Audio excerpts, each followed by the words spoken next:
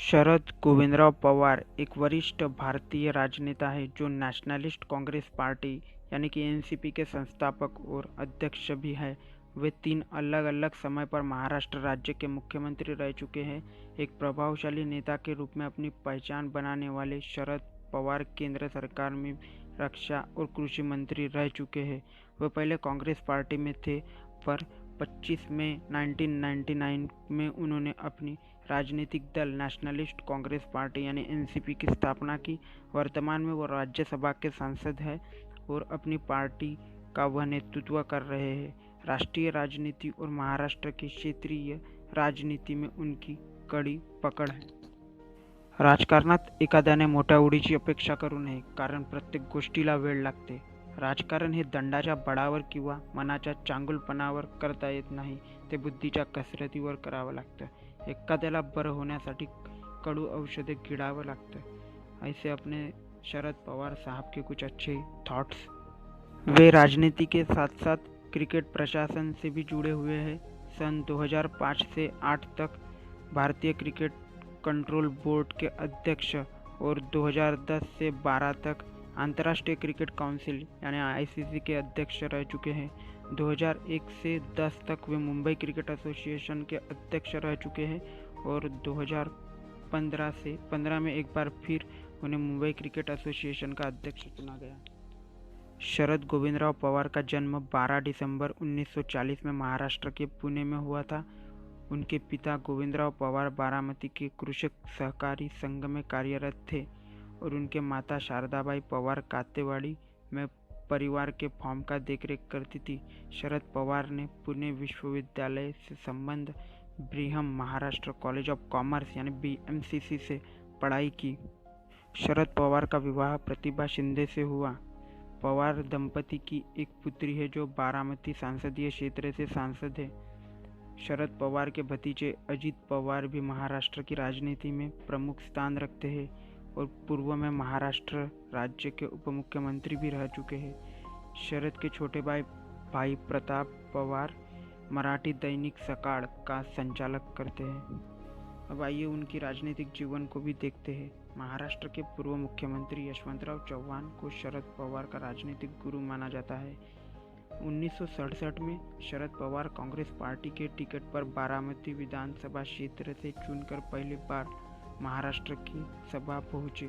सन 1978 में पवार ने कांग्रेस पार्टी छोड़ दी और जनता पार्टी के हाथ मिलाकर महाराष्ट्र में एक गठबंधन सरकार बनाई और पहली बार राज्य के मुख्यमंत्री बन गए।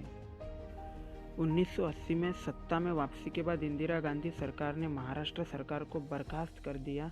1980 के चुनाव में कांग्रेस पार्टी को पूर्ण बहुमत मिली और AR अंतुले के नेतृत्व में कांग्रेस पार्टी ने सरकार बनाई। सन 1983 में शरद पवार भारतीय राष्ट्रीय कांग्रेस के अध्यक्ष बने और उन्होंने अपने जीवन में पहली बार बारामती संसदीय क्षेत्र में लोकसभा चुनाव जीता। उन्होंने सन 1985 में हुए विधानसभा चुनाव में भी जीत अर्जित की और राज्य की राजनीति से ध्यान केंद्रित करने के लिए लोकसभा सीट से त्यागपत्र दे दिया। विधानसभा चुनाव में भारतीय राष्ट्रीय कांग्रेस को 288 में से 54 सीटें मिली और शरद पवार विपक्ष के नेता चुने गए। 1987 में शरद पवार कांग्रेस पार्टी में वापस आ गए। जून 1988 में तत्कालीन प्रधानमंत्री राजीव गांधी ने महाराष्ट्र के तत्कालीन मुख्यमंत्री शंकरराव चव्हाण को केंद्रीय वित्त मंत्री बना दिया, जिसके बाद शरद पवार राज्य के मुख्यमंत्री बन गए। सन 1989 के लोकसभा चुनाव में महाराष्ट्र के केवल 48 सीटों में से कांग्रेस ने 28 सीटों पर विजय हासिल की। फरवरी 1990 में हुए विधानसभा चुनाव में शिवसेना और भारतीय जनता पार्टी गठबंधन ने कांग्रेस को कड़ी टक्कर दी और कांग्रेस ने कुल 228 सीटों में से 141 सीटों पर विजय हासिल की, पर बहुमत से चूक गई। शरद पवार ने 12 निर्दलीय विधायकों को समर्थन लेकर सरकार बनाई और मुख्यमंत्री बने। 1991 लोकसभा चुनाव प्रचार के दौरान प्रधानमंत्री राजीव गांधी की हत्या कर दी गई। जिसके बाद अगले प्रधानमंत्री के रूप में नरसिम्हा राव और एन.डी. तिवारी के साथ साथ शरद पवार का नाम भी आने लगा, लेकिन कांग्रेस संसदीय दल ने नरसिम्हा राव को प्रधानमंत्री के रूप में चुना और शरद पवार को रक्षा मंत्री बनाया गया। मार्च 1993 में तत्कालीन मुख्यमंत्री सुधाकर राव नायक के पद छोड़ने के बाद पवार एक बार फिर महाराष्ट्र के मुख्यमंत्री बने। वे 6 मार्च 1993 में मुख्यमंत्री बने, पर उसके कुछ दिनों बाद ही महाराष्ट्र की राजधानी मुंबई में 12 मार्च को बम धमाके से दहल गई और सैकड़ों लोग मारे गए। 1993 के बाद शरद पवार पर भ्रष्टाचार और अपराधियों से मेलजोल के आरोप लगे। मुंबई नगर निगम के उपायुक्त जी.आर. खैरनार ने उन पर भ्रष्टाचार और अपराधियों को बचाने के आरोप लगाए। सामाजिक कार्यकर्ता अन्ना हजारे ने भी महाराष्ट्र वन विभाग के भ्रष्ट अधिकारियों को नौकरी से बर्खास्त करने की मांग की और अनशन किया। विपक्ष ने भी पवार पर इन मुद्दों को लेकर सीधा निशाना साधा। इन सब बातों से पवार की राजनीतिक साख भी गिरी। 1995 के विधानसभा चुनाव में शिवसेना बीजेपी गठबंधन ने कुल 138 सीटों पर विजय हासिल की, जबकि कांग्रेस को केवल 80 सीटें ही मिल सके। शरद पवार को इस्तीफा देना पड़ा और मनोहर जोशी प्रदेश के नए मुख्यमंत्री बने। 1996 के लोकसभा चुनाव तक शरद पवार राज्य विधानसभा के विपक्ष नेता रहे और लोकसभा चुनाव में जीत के बाद उन्होंने विधानसभा से त्यागपत्र दे दिया। 1998 के मध्यावधि चुनाव में शरद पवार के नेतृत्व में कांग्रेस पार्टी और उनके सहयोगी दलों ने महाराष्ट्र में 48 सीटों में से 37 सीटों पर कब्जा जमाया। शरद पवार 12वीं लोकसभा में विपक्ष के नेता चुने गए। 1999 में शरद पवार, पी.ए. संगमा और तारिक अनवर ने सोनिया गांधी को प्रधानमंत्री पद का उम्मीदवार बनने का विरोध किया। तीनों का कहना था कि प्रधानमंत्री देश का व्यक्ति ही बने।